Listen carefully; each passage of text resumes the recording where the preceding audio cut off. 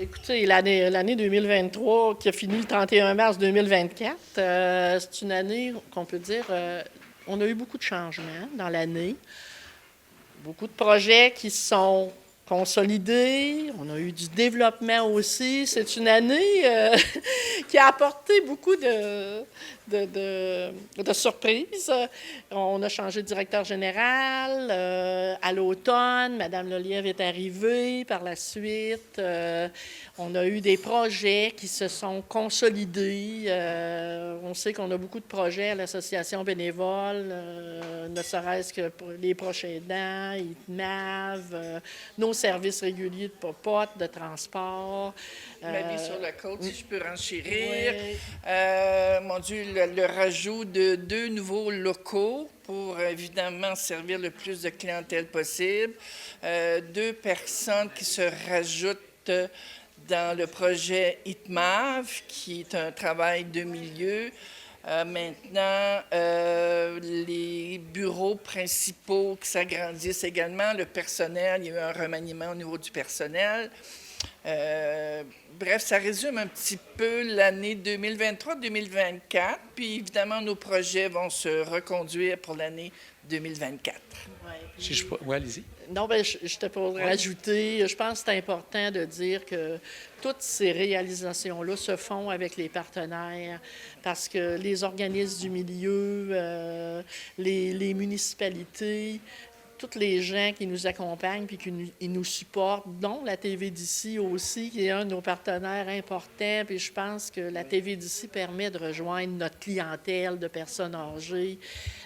Donc, cette année a été réellement une année où on a travaillé sur les communications pour parler de nos services parce que les gens en ont besoin aussi.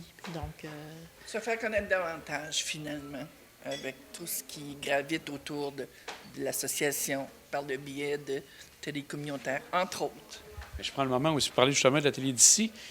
Très bien, très contente de la série qui s'est tournée justement avec Aînés en mouvement. Vous avez apprécié? Oui, on est très heureux d'avoir fait cette série-là. Je pense que c'est réellement un plus. Ça vient démontrer aux personnes âgées il n'y a pas d'âge. On n'a pas à arrêter parce qu'on est rendu à tel âge. Il y a tellement de belles choses qui se font par les personnes âgées avec l'expérience qu'ils ont. Puis je pense que ça a su démontrer on n'arrête pas. C'est pas parce qu'on est plus âgé qu'il faut arrêter, là. Puis les personnes qui ont participé à la série Aînés en mouvement, c'est réellement des gens qui sont connus sur la Côte-de-Beaupré puis qui représentent bien la population. Et en 2024, on a ajouté avec vous, puis il y a la collaboration de Mylène Beauregard avec Ma vie sur la côte, l'agenda communautaire. Puis je pense que les gens ont apprécié de ce que j'ai compris. Oui. Des commentaires qu'on a, là, l'agenda communautaire est très apprécié. Mylène travaille fort, puis elle nous fait beaucoup de visibilité. Elle fait des partenariats. Elle est réellement présente sur la côte de Beaupré, puis c'est réellement un projet là, qui vient aller chercher les gens qu'on ne réussissait pas à rejoindre. Je pense que Mylène va chercher les partenaires que ça prend pour se faire connaître puis faire connaître l'association. Et je prenais un moment aussi, Mme Lelièvre, vous venez d'arriver à l'automne, on est déjà rendu presque à un 7-8 mois.